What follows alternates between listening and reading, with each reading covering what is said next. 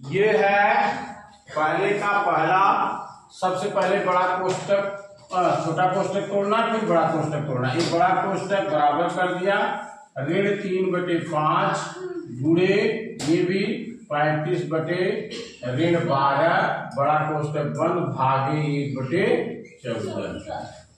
इसको बड़ा कोष्टक इसमें गुणा करो, 3 × 5 = 15, 3 × 3 = 9, 1 10 105 ऋण हो गया -12 × 60 भागे 1/14 हो गया।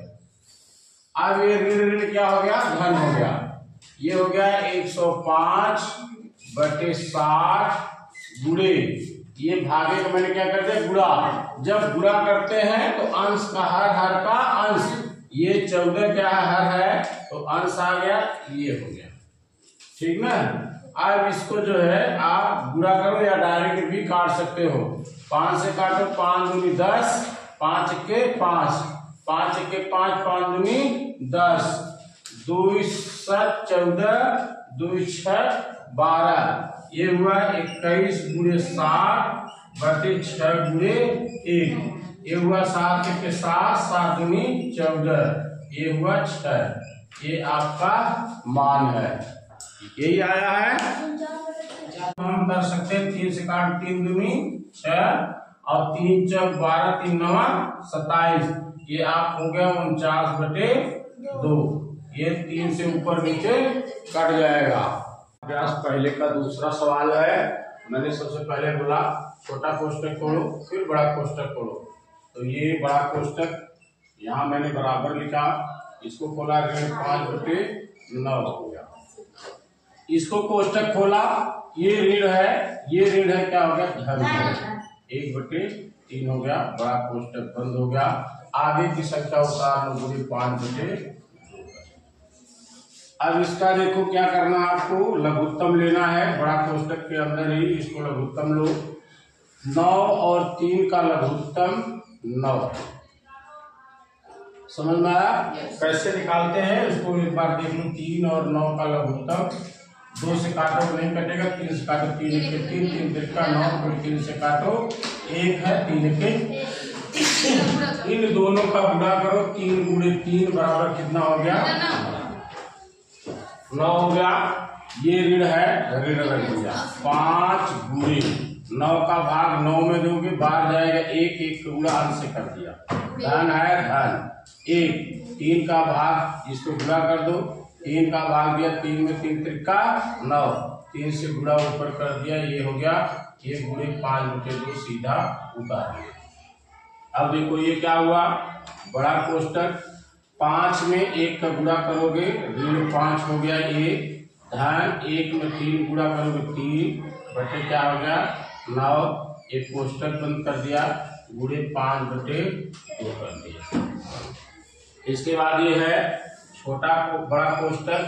ये देखो ऋण 5 है, धन है 3, माने घटाया जाएगा। तो 5 में से 3 गए 2, निशान क्या होगा ऋण 2, ये हो गया 9, बड़ा कोष्टक बंद, गुणे 5/2 हो गया। अब ये बड़ा कोष्टक अब तोड़ना है, इसके बराबर हो जाएगा ऋण 2/9 गुणे 5/2। अंश अंश का गुणा, हर का गुणा, 5 दूनी 10, ऋण 10 हो गया, ये हो गया 9 दूनी 18, 2 से काटो, 2 × 10, ऊपर नीचे दोनों काटना, 2 9 18, ऋण 5/9। यही उत्तर आपका हुआ है। ऋण 12/7 और 13/5 का पहले योगफल निकालो। क्या निकालो, योगफल। योगफल क्या है, जोड़ना। ऋण 12/7 धन 13/5 बराबर, ये लघुत्तम लोगे 7 × 35, ये हुआ ऋण 12 गुणे 7 भाग 7 × जो बाहर गया वो उसके साथ गुणा कर दिया, बीच में क्या है धन 13 गुणे 5 का भाग 5 7 35, 7 बार गया यहाँ गुणा कर दिया।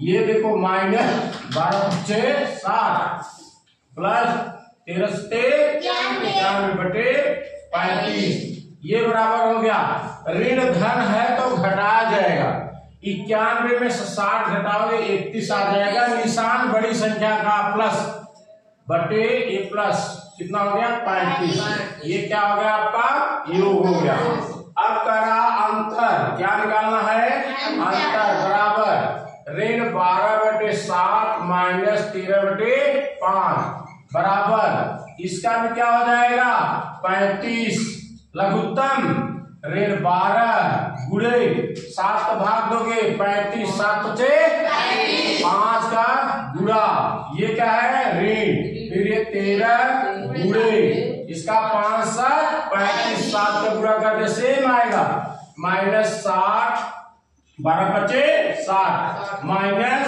13 से 91 बटे 35।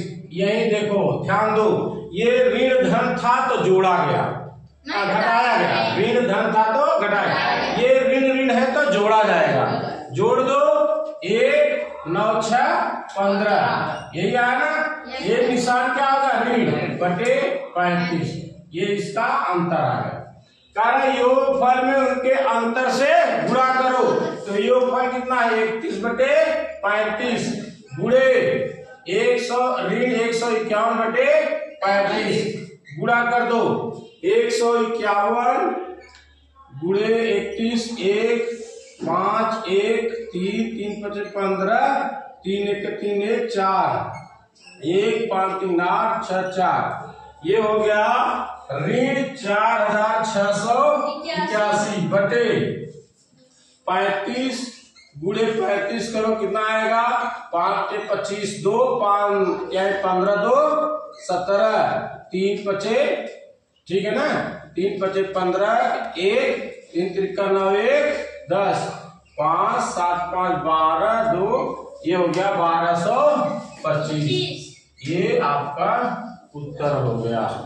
1/2 और ऋण 3/7 के योगफल, पहले योगफल निकालो, योगफल माने दोनों को जोड़ना है, 1/2 कोष्टक में है, धन कोष्टक में ऋण 3/7, इसको कोष्टक खोल करके ऋण यहाँ लगा सकते हो, ऋण 1/2 कर सकते हैं।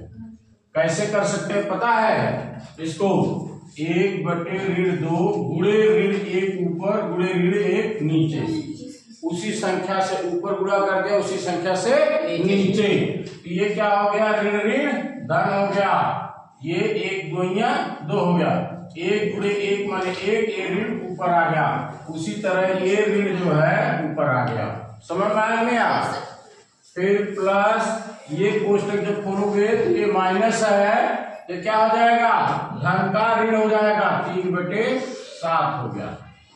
अब इन दोनों का 2 और 7 का लघुत्तम हो गया 14, ऋण 1 गुणे 2 का भाग 2 बार जाएगा 7 7 का गुणा अंश से कर दिया, ऋण है 3 गुणे 7 का भाग 2 14 7 दूनी 14 2 का गुणा अंश से कर दिया, ये हुआ ऋण 1 का 7, 1 का 7 में गुणा किया 7 और निशान है ऋण, ऋण 3 दूनी 6 बटे क्या हुआ 14 बराबर क्या हो गया ऋण ऋण है तो जोड़ा जाएगा 7 6 13, निशान क्या होगा ऋण बटे 14, ये आपका योग आ गया,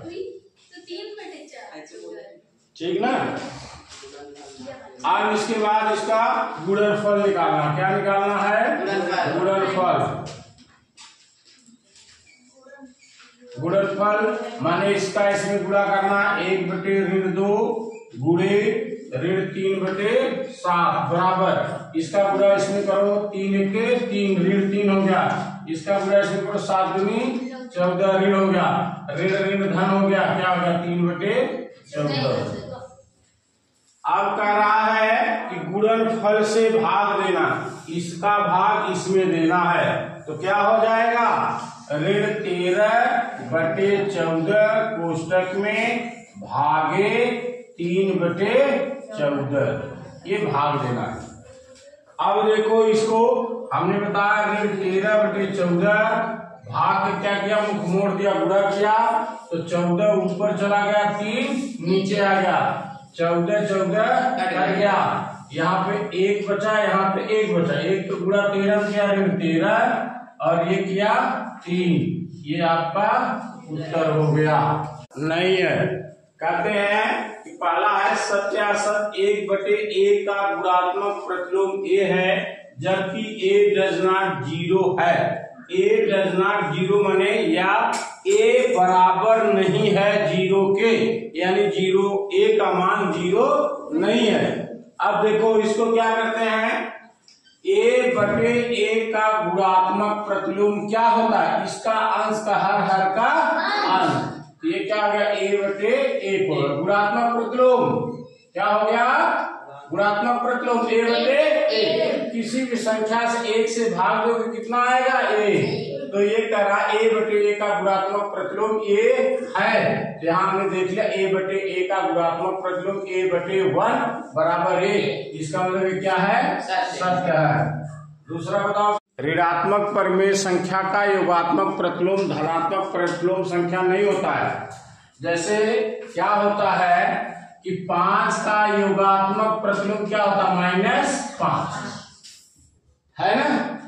ये कह रहा है कि ऋणात्मक परिमेय संख्या, मानिए ऋण 2/3 मैंने मान लिया, कह रहा ऋणात्मक परिमेय संख्या का योगात्मक प्रतिलोम क्या होगा, धन 2/3 होगा ना, धन 2/3 होगा। इसका ऋण इसका उल्टा विपरीत हो जाता धन, समझ रहे हो, नहीं समझ रहे, योगात्मक प्रतिलोम हो गया। दोनों को जोड़ने पर 0 आना चाहिए, तो दोनों को जोड़ के देखो कि क्या आ जाएगा, 0 आ गया। तो कह रहा है योगात्मक प्रतिलोम धनात्मक परिमेय संख्या, ये धनात्मक परिमेय संख्या है, यहाँ क्या दे रहा, नहीं होता है, इसका मतलब क्या है, असत्य है। समझ गए कि नहीं समझ गए, फिर से ध्यान दो, ऋणात्मक परिमेय संख्या ऋण 2/3, योगात्मक प्रतिलोम संख्या क्या होगा, धन 2/3, यानी धनात्मक संख्या होगी, इसमें दे रहा नहीं होगी, इसलिए क्या है, असत्य है। ये जो प्रश्न है थोड़ा सा घुमा दिया है, 1 को 0 से भाग देना संभव नहीं, यहाँ होना चाहिए था 1 में, यहाँ क्या होना चाहिए था, 1 में 0 से भाग देना संभव नहीं है, तो 1/0। किसी भी संख्या में 0 से भाग दोगे उसका मान अनंत होता है, अनंत होता, अनंत माने निकाला नहीं जा सकता है। किसी भी संख्या 0 से भाग देने पर उसका मान इन्फिनिटी, अंग्रेजी में बोलते हैं अनंत होता है, तो 1 को 0 से भाग देना संभव नहीं है, ये क्या हो गया, सत्य हो गया। क्या है, सत्य। शून्य किसी परिमेय संख्या का गुणात्मक प्रतिलोम नहीं है। शून्य एक परिमेय संख्या है, कैसे कि 0 हम 1 लिख सकते हैं, 0 हम 10 लिख सकते हैं, 0 हम 12 लिख सकते हैं, ये एक परिमेय संख्या है। अगर हम मान लेते हैं कि 0 में किसी भी संख्या से भाग देने पर उसका मान 0 ही होता है, अब हम मान लेते हैं कि चलो कौन सा मान लें, 0/12, ये 0 किसी परिमेय संख्या का गुणात्मक प्रतिलोम नहीं। इसका गुणात्मक प्रतिलोम क्या हो जाएगा, अंश बटे हर, हर का अंश, अंश का हर, ये 12/0 हो गया। अगर 12/0 हो गया, इसका मान कितना होगा, इन्फिनिटी। क्या होगा, इन्फिनिटी, ये अनंत होगा। इसलिए किसी परिमेय संख्या का गुणात्मक प्रतिलोम नहीं होता है, ये सत्य है। क्या है, सत्य है।